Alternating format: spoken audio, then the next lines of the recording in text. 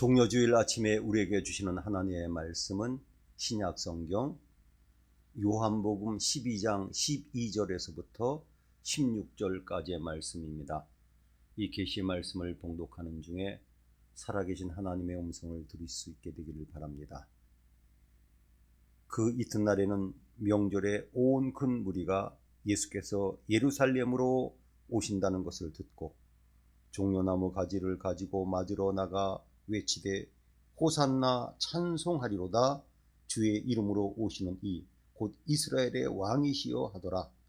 예수는 한 어린 나귀를 보고 타시니 이는 기록된 바 시온에 따라 두려워하지 말라. 보라, 너의 왕이 나귀 새끼를 타고 오신다 함과 같더라. 제자들은 처음에 이 일을 깨닫지 못하였다가 예수께서 영광을 얻으신 후에야 이것이 예수께 대하여 기록된 것임과 사람들이 예수께 이같이 한 것임이 생각났더라. 아멘.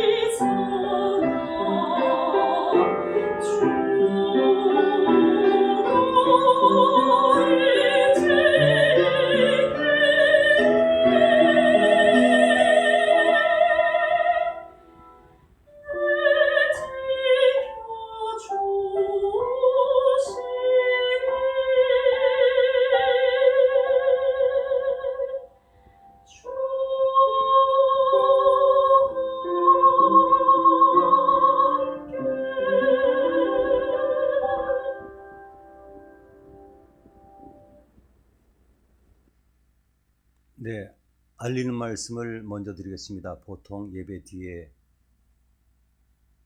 알리는 말씀을 드리지만은 온라인으로 보시는 분들을 위해서 먼저 알리는 말씀을 드립니다.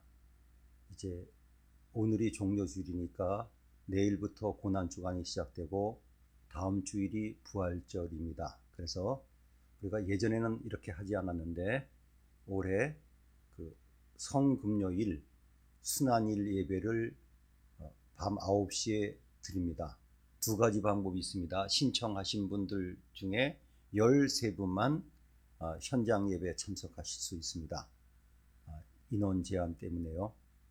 그리고 실시간으로 드릴 수 있습니다. 그러니까 집에서 실시간으로 켜시면 예배를 같이 드릴 수 있습니다.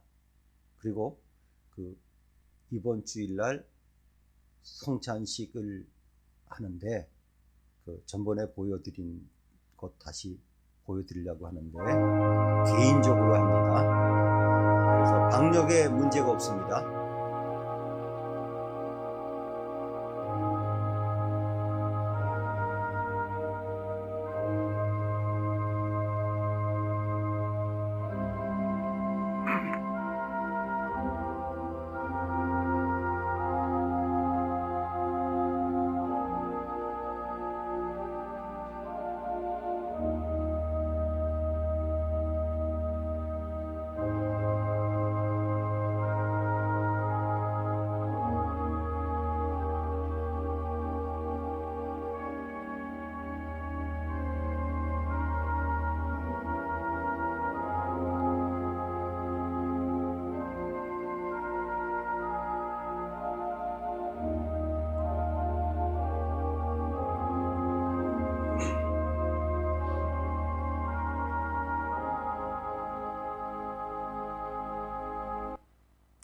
네, 지금 저 성찬기 일회용은 시중에서 품절이 됐습니다. 왜냐하면 전국교회에서 구하려고 그러니까 우기식 목사님께서 역시 군 출신답게 빨리 선점을 하셔가지고 우리는 군부대까지 지원할 수 있었습니다. 네, 뭐든지 중요한 것은 시기가 중요한 것을 느낍니다. 오늘은 우리 교회 절기로 종료주일입니다. 신앙생활 계속하신 분들은 알지만 예수님께서 십자가를 지시기 전에 예루살렘에 입성하셨습니다. 사실은 예수님은 지명수배됐습니다. 그 당시 당국자들, 제사장, 사두개인, 바리새인 이런 권력자들은 이미 지시를 했습니다. 예수님을 보면 잡아라. 물론 예수님을 죽이려고 했지요. 그런데 이 종료주일날 예루살렘이 야단이 났습니다. 이미 소문은 쭉 퍼져 있었습니다. 나사렛 예수라고 하는 분이 오신데 그분이 메시아라. 서민들은 믿었지만 당국자들은 그들의 공적 위로가 되어 예수님을 죽이려고 작정했습니다. 이제 예수님이 이 6월절에 오시는 건 분명한데 어떻게 잡을까 그랬는데 갑자기 예루살렘 성이 소란스러워졌습니다. 중세시대 때 쌓은 예루살렘 성도, 지금 성수에 가신 분들은 보시면 알지만 1km, 1km, 1km, 1km, 4km 정도밖에 되지 않습니다. 예수님 때 예루살렘 성은 작았습니다. 온 성안이 소란됐습니다. 그때 예수님의 소문을 듣고 메시아로 믿은 사람들은 준비를 했습니다.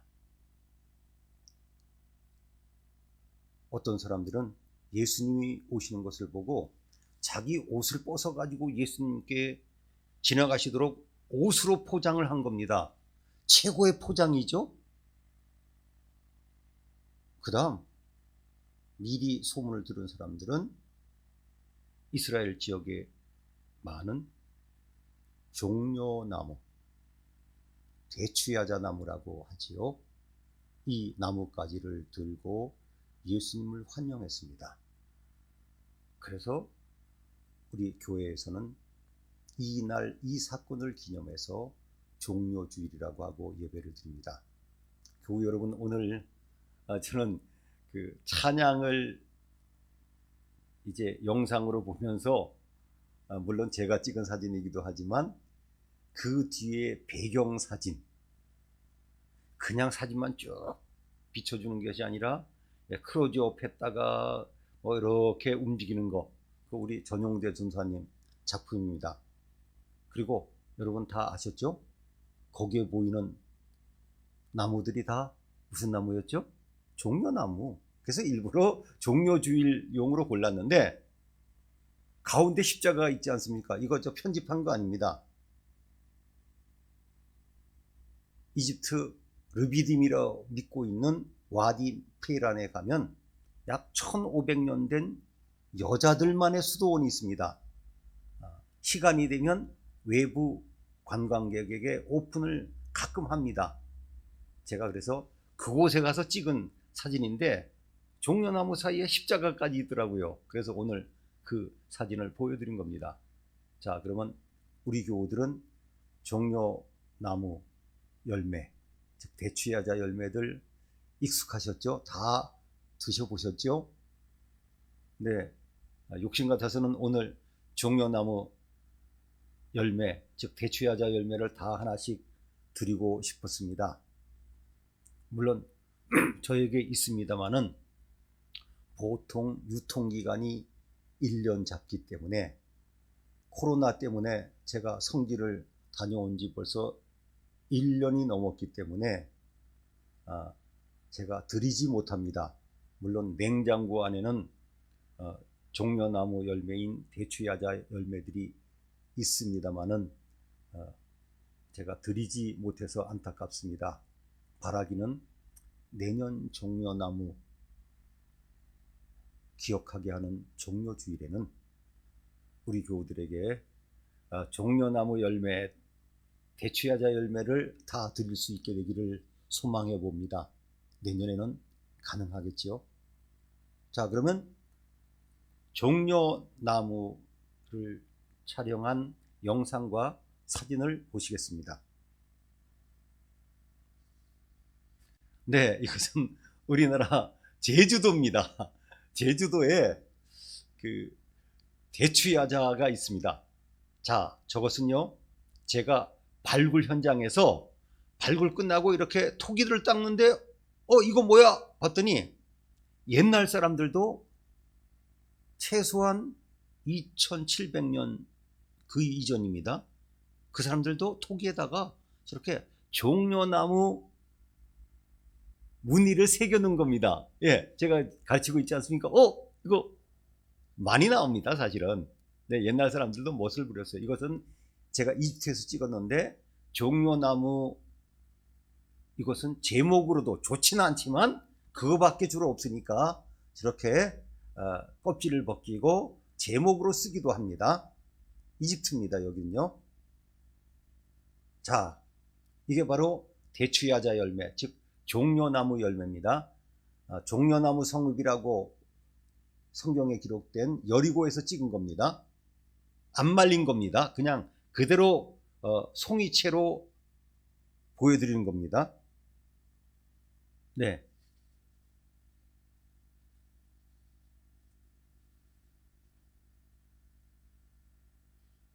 다음 사진으로 가봅니다. 네네. 예. 조금 사진이, 영상이 조금 멈췄습니다. 그래서 요즘 우리가 컴퓨터 시대를 살고 있지만 제가 컴퓨터를 가끔 겁을 냅니다. 왜냐하면 가끔 속썩이기도 하거든요. 네. 사실 신학대학에서 이번에 개강하는 날 이 프로그램을 썼었는데 야단이 났습니다. 분명히 제대로 올렸는데 화면에 뜨지 않아서 학생들이 수업을 못 본다 그래가지고 저장 장치에다 담아가지고 학교까지 뛰어갔습니다. 그래서 제가 참 역시 컴퓨터도 기계다. 이 감람나무는 대추야자라고 합니다. 사실은 그 정확한 번역이 아닙니다. 이 종려나무는 일본과 중국이 원산인 아주 비슷하게 생긴 나무입니다. 유튜브에도 보니까 어떤 분이 종려나무 심는다 그래가지고 제가 눈이 번쩍 떠서 봤더니 그분은 진짜 종려나무를 옮기는 겁니다.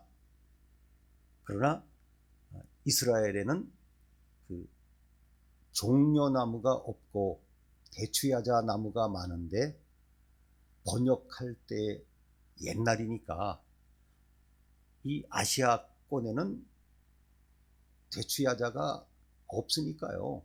비슷하게 생겼으니까 종려나무하고 번역한 것으로 보여집니다. 이 종려나무는 대단한 나무입니다. 한 그루에 5송이부터 8송이까지 열리는데 한 송이가 15kg에서부터 20kg까지 됩니다. 그러니까 나무 하나에서 큰 나무들은 160kg 이상 달립니다. 엄청난 거죠.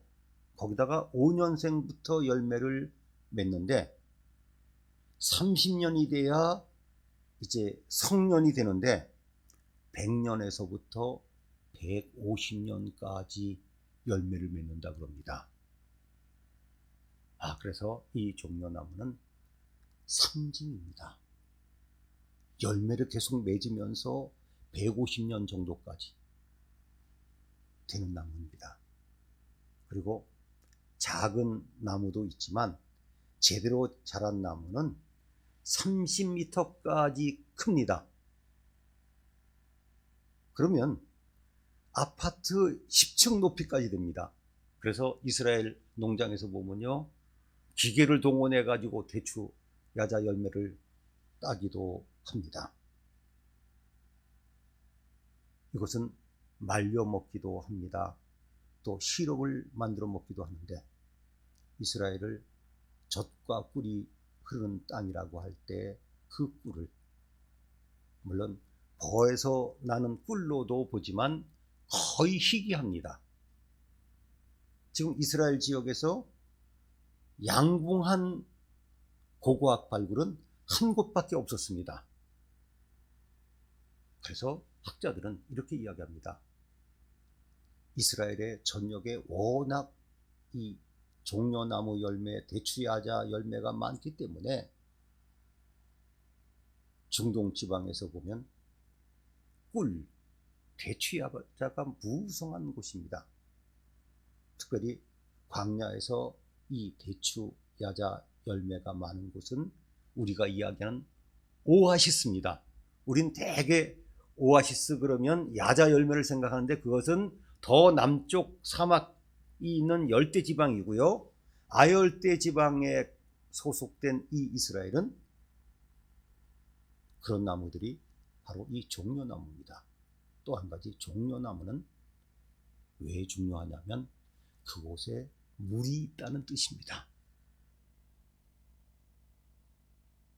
그래서 성경에 최초로 종려나무가 기록된 것은 이스라엘 민족이 출애굽하고 난 뒤에 엘림이라고 하는 곳에 도착했습니다. 그랬더니 여기는 샘 열둘과 종려나무가 70그루가 있었다고 성경은 이야기합니다. 얼마나 반가웠으면 샘의 수와 나무 숫자까지 세가지고 기록했을까요?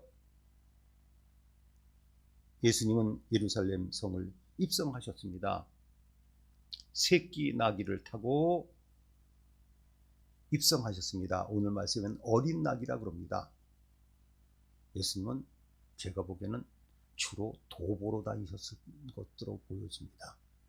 갈릴리 바다에서는 배를 타신 적도 있지만 그 나귀도 없었을 가능성이 높습니다. 빌리지 않았습니까?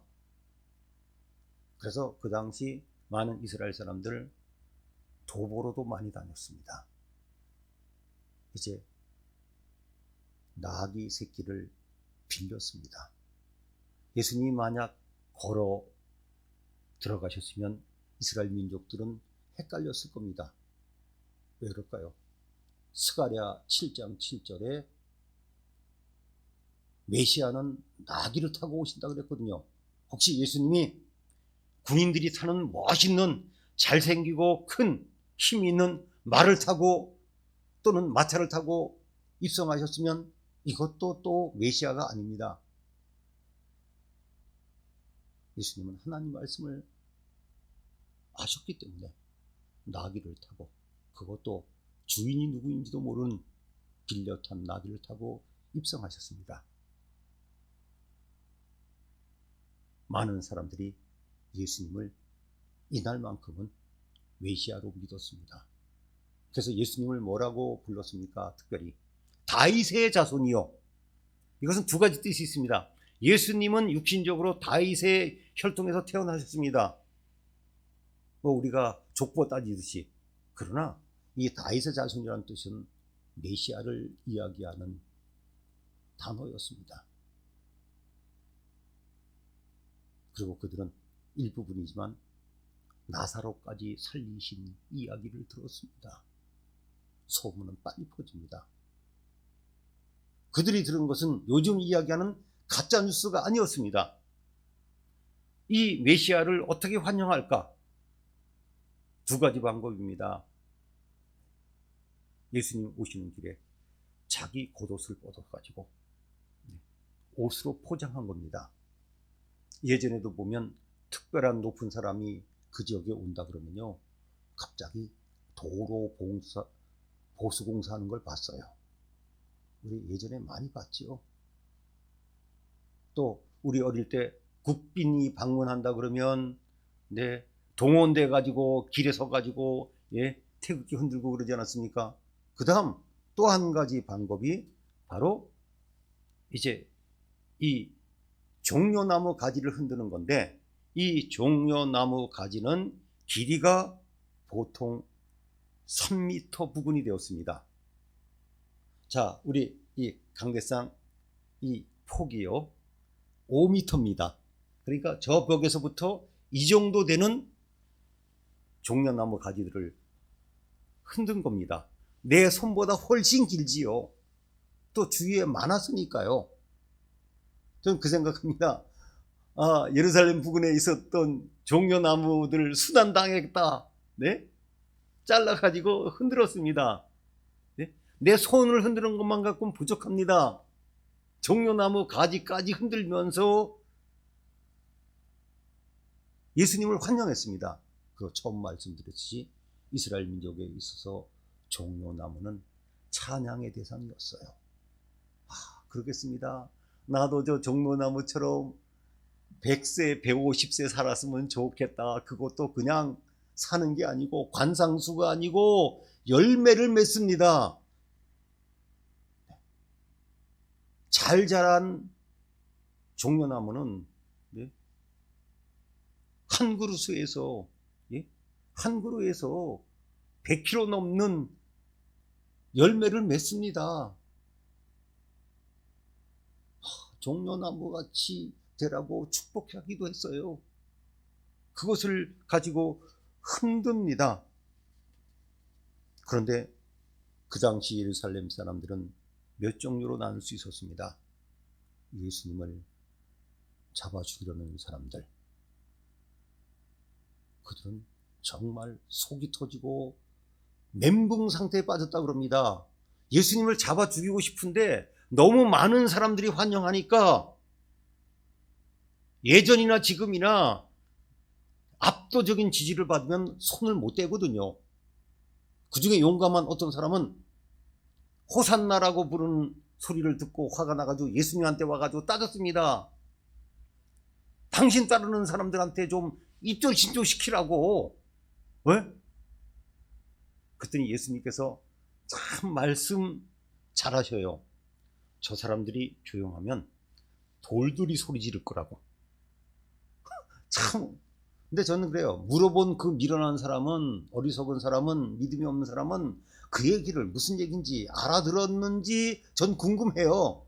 못 알아들었을 것 같아요. 예? 하나님께서, 예?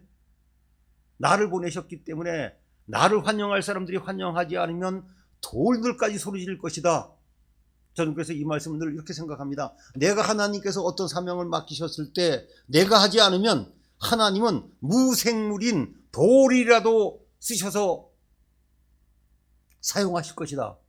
그렇게 따지면 돌한테 망신당하는 거죠. 돌도 하나님의 쓰임을 받는데, 이렇게까지 제가 해석하는 귀한 말씀을 예수님께서 말씀하셨습니다. 그 다음 그냥 구경꾼이 있습니다. 뭐야? 누구래? 저 사람이 그 유명한 그 나사렛 예수라는 사람이래? 나사로 살리신 그 사람이래? 그냥 구경거리로 본 사람이 있었습니다. 그 다음 환영하는 사람이 있었습니다. 그들은 호산나를 외쳤습니다. 이제 구원하소서. 또 한 가지 더 귀한 사람이 있습니다.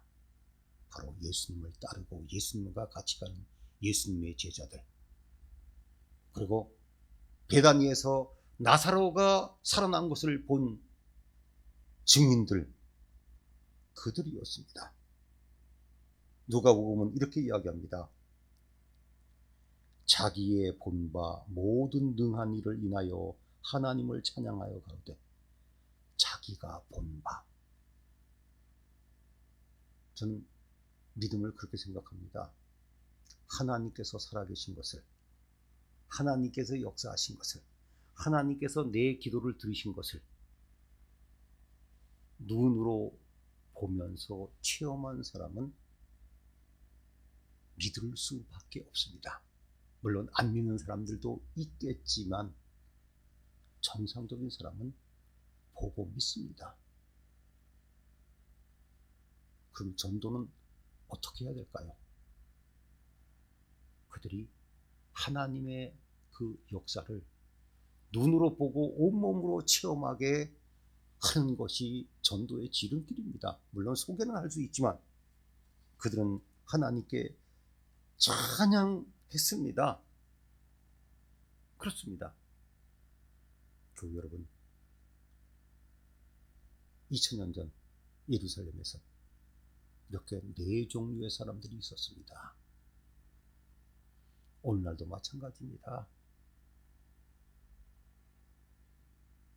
이 코로나19 사태로 우리 교회는 최근 들어서 가장 집중 공격을 받는 단체가 되었습니다. 아예 대놓고 교회 나가지 말라고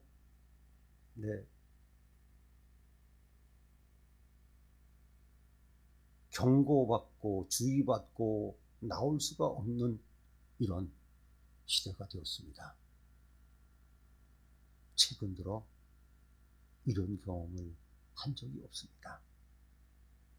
물론 하나님께서 다행히 하나님의 은혜로 이렇게 온라인으로도 예배드릴 수 있으니 얼마나 감사합니까? 10년 전, 20년 전 이런 일이 일어났으면 우리 온라인으로 예배 못 드려요. 그냥 못 나왔을 겁니다. 그런데 하나님께서 감사하게도 이렇게 영상으로 동시간으로 예배드릴 수 있는 이 시대를 열어주셨기 때문에 올 수는 없지만 이렇게 예배에 참석할 수 있는 것은 얼마나 감사합니까?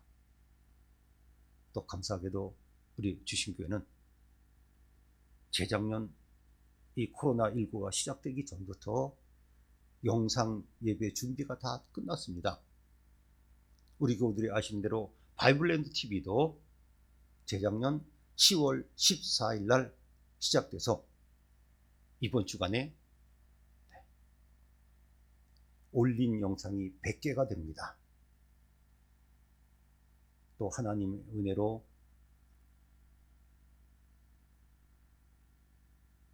그 성경의 땅 이집트는 우리나라 기독교에서는 최초의 다큐멘터리입니다.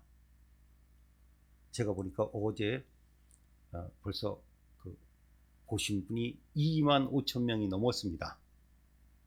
감사한 일이죠. 그리고 예수님께서 걸어가신 그 십자가의 길을 14지점을 자세하게 정확하게 설명한 영상들이 없어서 정말 우리가 힘들게 만들었는데, 어제 보니까 2,000명이 넘게 지금 보고 있습니다. 하나님께서 이렇게 예비하셨습니다.